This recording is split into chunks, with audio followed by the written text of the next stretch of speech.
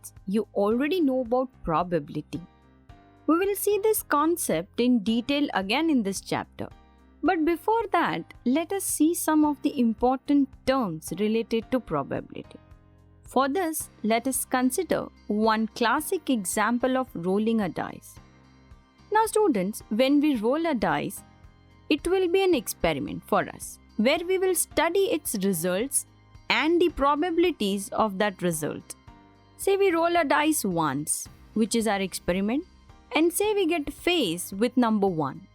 Now roll it second time, and we get face with number 3. Here, each roll of the dice is called a trial. So we can say that a trial is an action conducted under some experiment. Students, as evident, in one experiment there can be one trial or more than one trial. Here, in our example, rolling a dice is one experiment. We can roll the dice once, and in this case, there'll be one trial.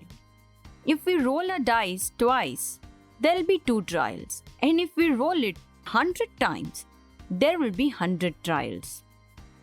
Now let us consider one trial. That is, we are rolling a dice once. There could be 6 possible results. We can get face with either 1, 2, 3 or up to 6 numbers. Remember that we are rolling only one dice, so we will get only one face at a time. Here we can say that every trial will have some result, which we call an outcome. Like here, a face with 1 is one possible outcome, while face with 2 is the second possible outcome. Similarly, how many outcomes are possible in this trial? Correct, 6. We can get any of the faces from 1 to 6. Students, in probability theory, each result or an outcome is also called a sample point. Here 1 is the sample point, or an outcome 2 is the sample point, or an outcome 6 is the sample point. If we consider all these possible outcomes together, it refers to sample space. Yes, sample space is the set of all possible outcomes or all the sample points in that experiment. Regardless of number of trials, sample points are written between brackets like this with commas.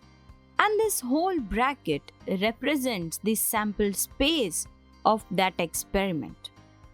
This is the sample space of rolling a dice. Now let us again roll the dice, but this time our required outcome or our favorable outcome is to get an even number. So can you list all the sample points or construct the sample space for this trial? Pause the video, take a second and give it a shot. We know that there are 6 faces to the dice. So all the outcomes in this experiment are faced between 1 to 6 numbers. The sample space will be 1, 2, 3, 4, 5 and 6. Now we have to consider these 3 possible outcomes. That is, faces with even numbers.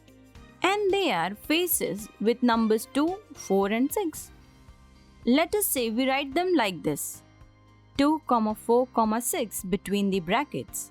And this can be described in words as an event where an even number is rolled.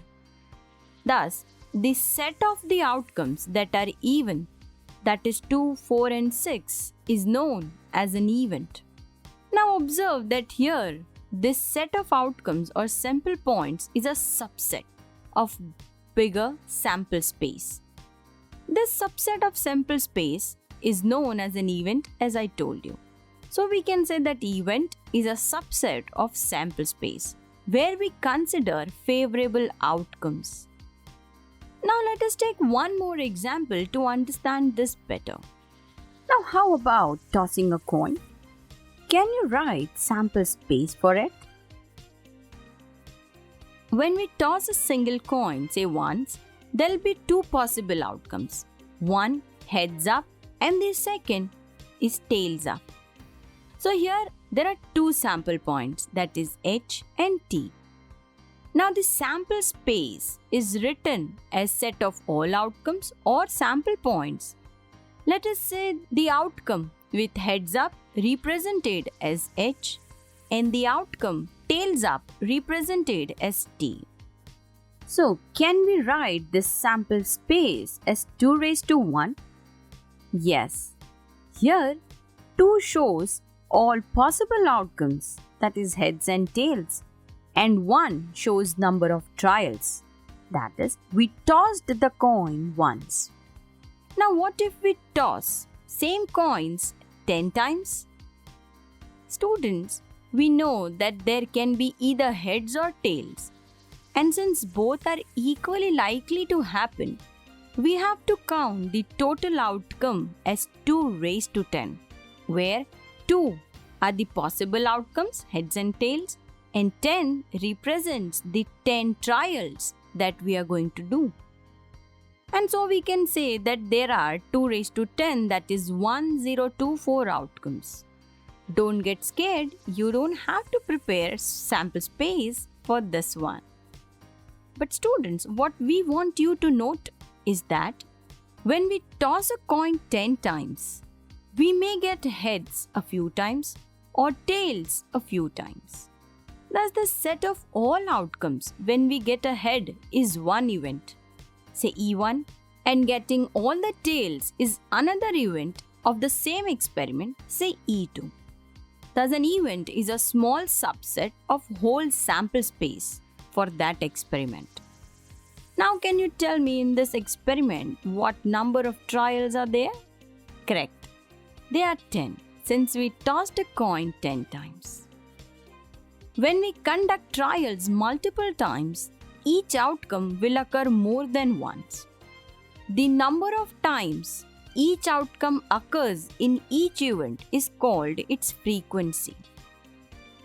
For example, if we roll the dice 10 times, we may get face with 1 3 times, or face with 3 once, or face with 4 4 times, or face with 6 2 times.